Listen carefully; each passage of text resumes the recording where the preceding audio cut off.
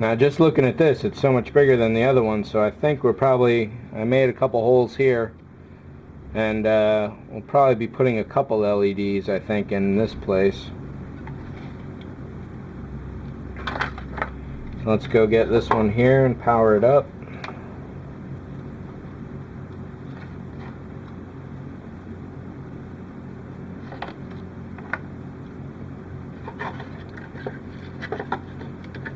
And let's see what we got here for light. Yeah, so there is a wall back here, and that definitely kills a lot of the light, so we'll need a light on the far left side here. And I might even put 2 LEDs in this back room. Maybe one will do. You can always stick the LED into the room to some degree to make things a lot brighter. So if I actually put the LED back here or up here, that makes a fairly big difference. And then of course aiming it around will make another big difference as well. So what I'm probably going to do is have it in the room here just a little, and I'm not seeing any light leak anywhere along this line here at all, so that's a good thing. Definitely don't want that to happen. Now, I don't want the light to be hitting the wall directly, if possible, so if we can get bounce light going on, that's definitely a better thing. Bounce light will be softer, won't be as bright, and it'll look a little nicer overall. So it does look like we need at least one more LED on this side, definitely.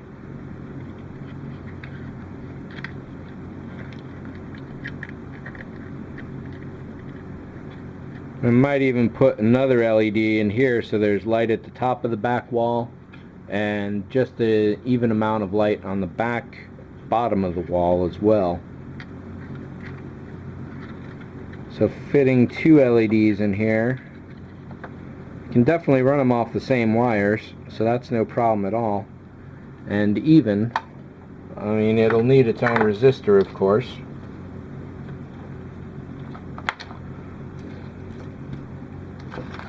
But we can use the same overall wire and even wire the second LED to the first one, as long as we do it at the right place. I'll just wind this up real quick.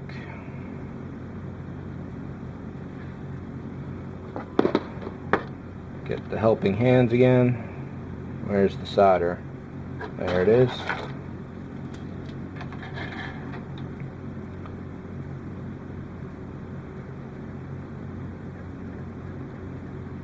Really good electrician, electronic type people can just go bap, done. But as I say, I'm a bit sloppy about it and amateurish. So your results may vary. Good connection there. And what we'll essentially do is let's snip off the extra leg off of this piece.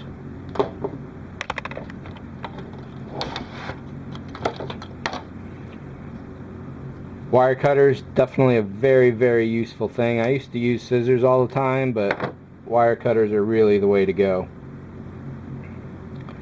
So what I'm going to do here is solder the resistor into the positive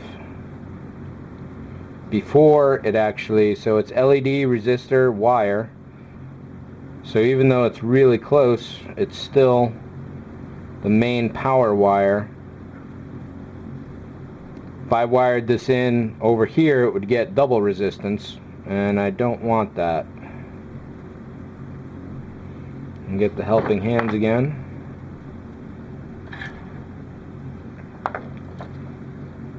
And we'll just glob a little more solder into this connection.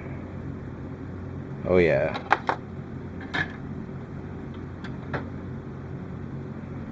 Then we'll have to connect that right there, and we got 2 LEDs going on.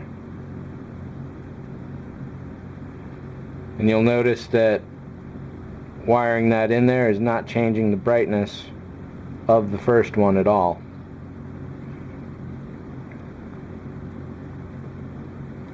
and just give these a little twist to help make a connection, and some more nice globbing of solder. If this would stay still long enough for me to be able to do it there. Alright, there we go. So now we got two sloppily made LEDs nice and happy together. And in this particular case, I will be cutting the extra leg off that first one, because having all the spare wires around will start causing problems with crossed connections, shorts. Oops. And there we go, our first major mistake.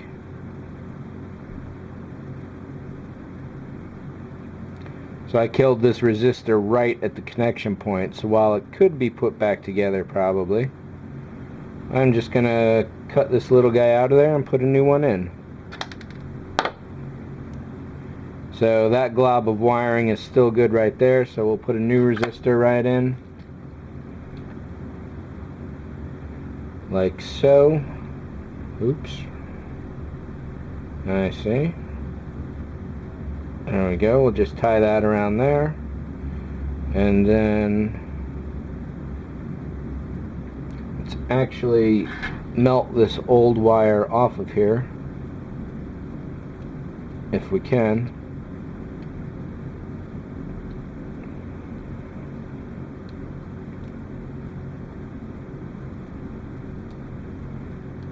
I did tie that good and did put a good amount of solder on there.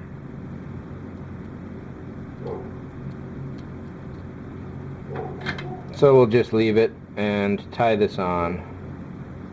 Ow! That's freaking hot. Don't go, oh, it looks like I burnt out that LED. Nice, nice.